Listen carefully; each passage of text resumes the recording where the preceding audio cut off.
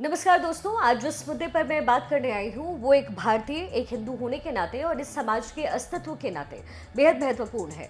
वो इसलिए क्योंकि आज जिस तरीके से दुनिया के अलग अलग हिस्सों में हिंदुओं को निशाना बनाया जा रहा है, कभी उनकी धार्मिक आस्थाओं के कारण, तो कभी उनके सामाजिक स्थिति के कारण, तो कभी सिर्फ भारत विरोध के कारण, वो सिर्फ ना चिंताजनक है बल्कि डरावना भी है। और आज इस पूरे मुद्दे पर बातचीत इसलिए जरूरी क्योंकि बीते कल कनाडा में जो कुछ भी हुआ है वो ना सिर्फ अलार्मिंग है बल्कि भयावह भी है। और आज इस पर बात करने की जरूरत है क्योंकि अब पानी जो है वो सर के ऊपर जाता हुआ नजर आ रहा है। हिंदुओं पर हमले का एक पूरा पैटर्न है और इसलिए इस पैटर्न को आज डिकोड करते हैं। All eyes on Gaza, all eyes on Rafah. Gaza की पलटवार के बाद इंटरनेट और सोशल मीडिया पर आपने कई सारे कैंपेन्स देखे होंगे। माइनॉरिटीज लाइफ मैटर्स, मुस्लिम लाइव्स मैटर, ये तमाम स्लोगन सुने होंगे। यहाँ तक कि संसद में भी फिलिस्तीन के पक्ष में नारे लगे। और जब आतंकी संगठन हिजबुल्लाह के कमांडर को इजराइल ने मार गिराया तो भारत में भी उसके समर्थन में रोने वालों की कोई कमी नहीं थी। लेकिन आज जरूरी है कि हिंदुओं पर होने वाले हमलों पर भी बातचीत की जाए, आवाज उठाई जाए। कल कनाडा के ब्रैम्पटन में हिंदू धर्म सभा मंदिर के बाहर भारतीय दूतावास की तरफ से दिवाली के बाद एक कैंप लगाया गया। भारतीय नागरिकों की मदद के लिए ऐसे कैंप अक्सर लगाए जाते हैं, इसमें कोई नई बात भी नहीं थी। लेकिन कनाडा के खालिस्तानी आतंकियों को यह बर्दाश्त नहीं हो पाया और उन्होंने मंदिर के बाहर मौजूद हिंदुओं पर हमला बोल दिया। सामने आई तस्वीर में लाठी डंडों के साथ साथ खालिस्तान समर्थक वहां मौजूद हिंदुओं के साथ मारपीट करते हुए नजर आए। और इसमें तो कनाडा पुलिस का एक अधिकारी भी शामिल था जिसकी तस्वीरें वायरल होने के बाद अब उसे सस्पेंड किया गया है।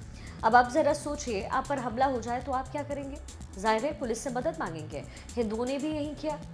लेकिन हुआ क्या? तस्वीर वहां पर बदली बदली सी नजर आई। जब हिंदुओं ने मदद मांगी तो उल्टे उन्हें मारने लग गए।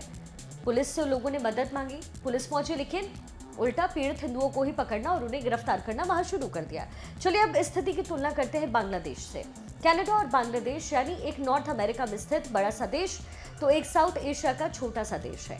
एक ईसाई बहुल देश तो एक इस्लामिक मुल्क। एक की सरकार खुल करके भारत विरोधी तत्वों को वोट बैंक बना करके उनका पालन पोषण करती है, तो एक में चुनी हुई सरकार तख्ता पलट के बहाने वहां पर चुनी हुई सरकार के हिंदुओं को निशाना बनाया जाता है। लेकिन दोनों जगह पर एक चीज कॉमन है, वो है हिंदुओं पर हमला, हिंदू मंदिर पर हमला। इस घटना को लेकर के एक और गौर करने वाली बात यह है कि कनाडा के प्राइम मिनिस्टर जस्टिन ट्रूडो, नेता विपक्ष जो हैं पियरे पॉलिवेरे और जो मेयर हैं पैट्रिक ब्राउन, उन्होंने इस घटना की निंदा करने का दिखावा किया। लेकिन इन नेताओं में किसी ने भी ये हिम्मत नहीं की कि वो उन लोगों का नाम ले सके जिसने इस हमले को अंजाम दिया। इनकी हिम्मत नहीं हुई कि सिख कट्टरपंथी या फिर खालिस्तानियों का जिक्र भी कर दे। इसकी वजह यह है कि कनाडा में 8 लाख से ज्यादा सिख वहां की जनसंख्या का 2% हिस्सा है और पॉलिटिक्स में भी दखल वो रखते हैं। हर कोई इस वोट बैंक को खुश रखना चाहता है। अब जरा सोचिए, सिर्फ 2% पूरी दुनिया में हिंदू समाज और हिंदू संस्कृति से प्रभावित लोगों ने दिवाली का त्योहार मनाया। प्रकाश के इस पर्व के दौरान जिस तरीके से खालिस्तानी तत्वों द्वारा हमला किया गया, वो ये कहता है कि वो इस्लामिक कट्टरपंथ से अलग नहीं है और हिंदू समाज को उसी नजर से देखते हैं। कनाडा के नेता प्रतिपक्ष पियरे पॉलिवेरे ने तो गुरुवार को यानी 24 अक्टूबर 2024 को दिवाली को लेकर के होने वाले कार्यक्रम से खुद को अलग कर लिया था। यानी कि खालिस्तानियों को अब दिवाली से भी समस्या होने लग गई है। जबकि सच्चाई ये है कि सिख समाज गुरुओं के समय से ही दीपावली का पर्व मनाता रहा है। कनाडा में एक हिंदू मंत्री भी है, परिवहन मंत्री अनीता इंदिरा आनंद। उन्होंने इस घटना पर दुख जाहिर किया, पोस्ट किया, लेकिन एक बार भी उन्होंने खालिस्तानियों का नाम नहीं लिया। कनाडा में जो कुछ भी हो रहा है उसे दुनिया भर में हिंदुओं पर जो हमले हो रहे हैं उसे अलग करके नहीं देखा जाना चाहिए। हाल ही में बांग्लादेश में तख्ता पलट हुआ और इसी बहाने वहां भी जमकर हिंदुओं पर हमले हुए। हिंदुओं पर हमले को 200 से ज्यादा वारदातें हुई हैं। लड़ाई थी शेख हसीना सरकार और प्रदर्शनकारी युवाओं के बीच, लेकिन हिंसा भड़काने का आरोप लगा अमेरिका पर। तख्ता पलट के दौरान निशाना कौन बना? हिंदू शिक्षकों से इस्तीफा दिलवाया गया, मंदिरों पर हमले किए गए और ईश निंदा के आरोप लगा करके हिंदुओं को टारगेट किया गया। बांग्लादेश में आतंकी संगठन जो सक्रिय है जमात इस्लामी, उसने भी हिंदुओं को अपने निशाने पर लिया। इस तरीके से मोहम्मद यूनिस की नई सरकार बनने के बाद एक अन्य आतंकी संगठन अंसारुल बांग्ला 3, उसके जो मौलाना है, उसे भी छोड़ा गया है 1 दशक के बाद। और उसने निकलते ही क्या कहा? वो जेल से छूटने के बाद खालिस्तानियों से अपील करता है कि उनका समय आ चुका है, अब पंजाब को काटकर भारत से अलग करना चाहिए।